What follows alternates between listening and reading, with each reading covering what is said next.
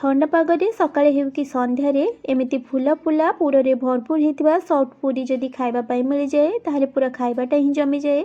से तो मुझे आपण मानक नहीं आसी स्टफ्ड ग्रीन मटर पूरी रेसिपी जदि आपण मानक पसंद आसब ना लाइक और शेयर निश्चय करेंगे।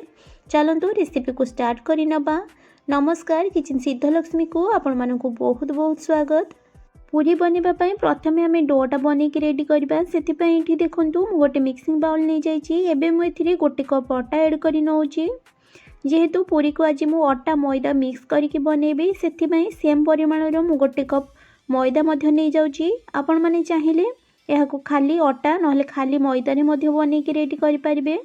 ता सहित ये देखूँ मु 2 चामच सुजी एड कर नौची जहाँफल पूरी रे बढ़िया खास्ता आसब। एबे मुझे स्वाद अनुसार लुण एड कर नौची। सहित ये मु 2 चामच रिफाइन तेल एड कर नेबी। सब जिनस एड कलापर आम सुखिला प्रथमे भल भाव मिसई नवा जमी तेलटा अटारे भल भाव पूरा मिसी जीव। आपण मैंने वीडियो रे जमी देखुं सेमती घसी घसी पूरा अटा को भल भाव मिसई नेबे। देखिए लास्ट रे अटाटा ना एमती मुठा हो माने यहाँ परफेक्टली पूरा मिसी जाइए। बढ़िया खास्ता होइछि। सब जिनस को भल भाव मिसई नेलापर ये आम अल्प पानी एड करके डो को बने नवा। एकाथर आपण मैंने अधिक पानी एड करेंगे ना यहाँ पानिया हो। अल्प अल्प पानी एड करके ये सॉफ्ट डो ही बनई रेडी करेंगे। जेहेतु आम पूरी रे स्टफिंग दबा ना सॉफ्ट डो बनइले ही ता भीतर इजिली आम स्टफिंग को पूरे पारिबा और पूरीटा भलरे फुलिब और सॉफ्ट हम। ये आपण मैंने देखिपे मु भल भाव दलिकी डो को बनई नहीं सारे। एबे हाथ में अल्प टिके तेल नहीं कि मुझे ऊपर लगे नौची। आईठी आपण मैंने देखिकी ही जानीपे डोटा केते सॉफ्ट अच्छी। आपण मैंने एमती सॉफ्ट डो बनई रेडी करेंगे। एबे ना यह आम कवर करके 15 मिनिट रेस्ट पाई छाड़ीदबा। ता भीतर आम चलतु स्टफिंग रेडी करनवा। स्टफिंग पाई ये देखूँ मु हाफ बाउल ग्रीन मटर को झड़े रखी नहीं। यहाँ फ्रेश ग्रीन मटर अच्छी। एबे यहाँ आम गोटे ग्राइंडर जार को ट्रांसफर करनवा। ये देखूँ मु सब ग्रीन मटर को गोटे ग्राइंडर जार को ट्रांसफर कर गोटे इंच अदा को काटिक ये एड कर नौची। ता सहित ये गोटे चामच गोटा जीरा एड कर नौची। ये गोटे कंचा लंका को भांगिक एड कर नौची। एबे आम अल्प पानी एड करके यार गोटे स्मूथ पेस्ट बनईकी नहीं आसवा। ये देखूँ मु ग्रीन मटर पेस्ट बनईकी नहीं आसी। ये आपण मैंने देखिकी ही जानीपे पेस्टा पूरा स्मूथ अच्छी। आपण मैंने एमती स्मूथ पेस्ट बनईकी रेडी करेंगे। एबे चलतु आम कुकिंग प्रोसेस को जीवा। से देखूँ मु गैस ऑन करके गोटे पेन बसई नहीं। पेन भल भाव गरम है ये मु गोटे चामच घी एड कर नौची। आपण मैंने ना ये चाहिए तेल एड करेंगे। बाकी घी स्टफिंग को बनईकी देखिए तार टेस्ट पूरा बहुत भल आसब। घी भल भाव गरम है ये देखूँ मु 2 पिंच पाखापाखि हिंगु एड कर नौची। ता सहित ये मु गोटे चामच पाखापाखि कस्तूरी मेथी को हाथ में क्रश करके एड कर नौची। आपण मैंने ना स्टफिंग रे हिंगु और कस्तूरी मेथी को निश्चय एड करेंगे। देखिए तार टेस्ट बहुत भल आसब। एबे आम पेस्ट बनई रखिथिबा ग्रीन मटर को ये एड करनवा। ता सहित ये आम स्वाद अनुसार लुण एड करनवा। लुण एड कलापर ये आम या भल भाव मिसई नवा। आपण मैंने ना यह बनवा टाइम रे गैस फ्लेम को मीडियम रे रखिए और पूरा ड्राई करके कुक करे। 4-5 minute low to medium flame रे कुक कलापर देखूँ यहाँ पूरा ड्राई हो गलानी आ पेन रु मध्य छाड़ा लगिलानी। जितेबाला एमती पूरा डो फॉर्म को आसीजिव से आम मटर स्टफिंग को गोटे प्लेट को बाहर करके रखी नवा। ये देखूँ मटर स्टफिंग पूरा रेडी हो जाए। यहाँ मु बाहर कर नौची और गैस फ्लेम को ऑफ कर नौची। ये देखूँ अटार डो को रेस्ट रखिबार 15 मिनिट हो गलानी। ये आपण मैंने देखिपे अटार डोटा बढ़िया भाव में सॉफ्ट होगी सेट हो जाइए। एबे यहाँ ना आम पुणी थे भल भाव टिके मिसई नवा। अटार डो को भल भाव मिसईकी आम यार छोट छोट गोला प्रस्तुत करनवा।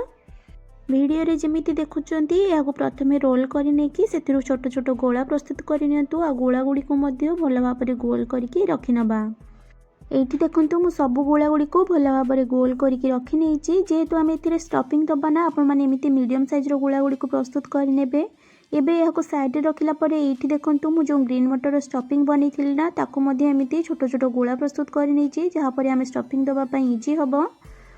पूरी बनवाई ये देखूँ प्रथमे मु गोटे अटार गोला को नहीं जाइए। आपण मैंने चाहिए हाथ में टिके तेल लगे नहीं पारे।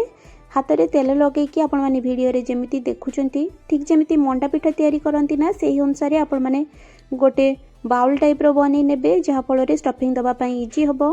एठी देखंतु मु मटर स्टफिंग को या भितर ऐड करि नउची आ एबे याको आमे चारि साइड रो भल भाबरे बंद करि नबा।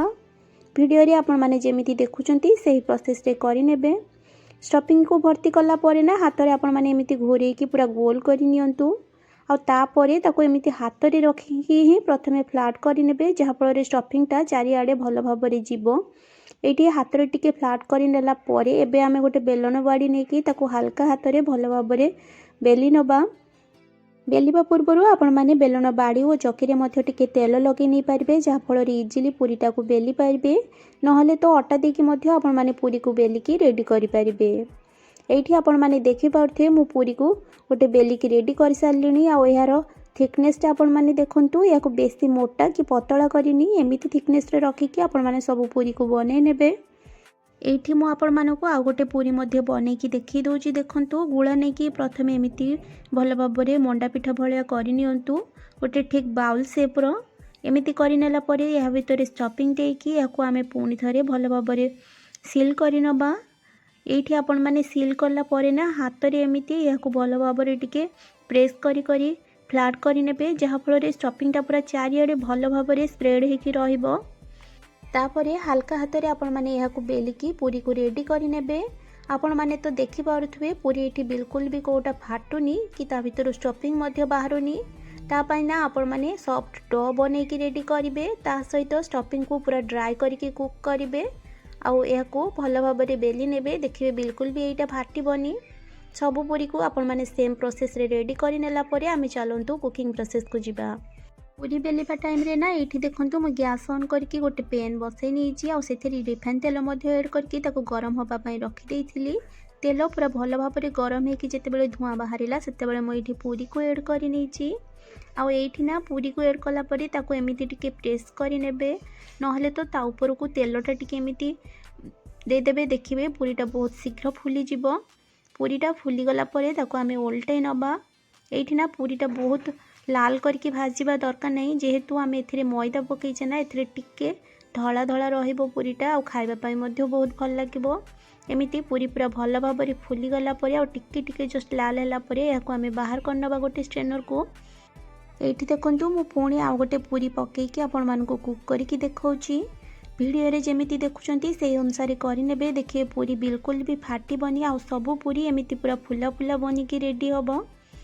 मन रखिए पूरी को छाणिला बेले आपण माने तेल को पूरा भल भाबरे गरम करिवे तापरे ही पूरी ऐड करिवे आ पूरी कुक कला परे ना आपण माने निहाती भाबरे याको गोटे स्ट्रेनर रे बाहर करि नेबे जहा फल एक्सेस ऑयल टा बाहरी जिवो। एठी मु जेतिक पूरी बनैथिले ना सब पूरी पूरा भल भाबरे फुलीथिला और बिल्कुल फाटी नथिला कि अधिक ऑयल मध्ये एब्जॉर्ब करि नथिला। सब पूरी को एठी देखंतु मु पूरा भल भाबरे बनै नेइची। एबे याको आमे चलंतु सर्व करि नबा।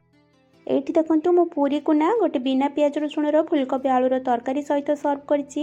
एही तरकारी रो लिंक मध्य मोर चैनल रे अपलोड अछि। आपण मानको मु वीडियो रे एंड रे दे देबी आपण माने पाई परिबे। नहले तो एही पूरी को आपण माने जदि सुखा सुखा आलू कसा बनै के खाइबा ना एटा खाइबा पई बहुत टेस्टी लागिबो। एठी आपण माने देखि पाथुवे पूरी भितरे स्टफिंग टा पूरा इवनली स्प्रेड हेकी अछि। एटा खाइबा पई बहुत भल लागे। सेति आपण माने ई रेसिपी को निश्चय थारे बनेबे और केमिति लागिला मते कमेंट सेक्शन रे निजरा मतामत जणाइबा पई जमा भी भूलिबेनी। माँ लक्ष्मी समस्तंकर मंगल करंतु एही कामना सहित आज पई रहूची। पुणी आसीबी आ एको नुआ रेसिपी नेकी। सेते बेल पर्यंत स्टे सेफ स्टे हेल्दी। जय माँ लक्ष्मी।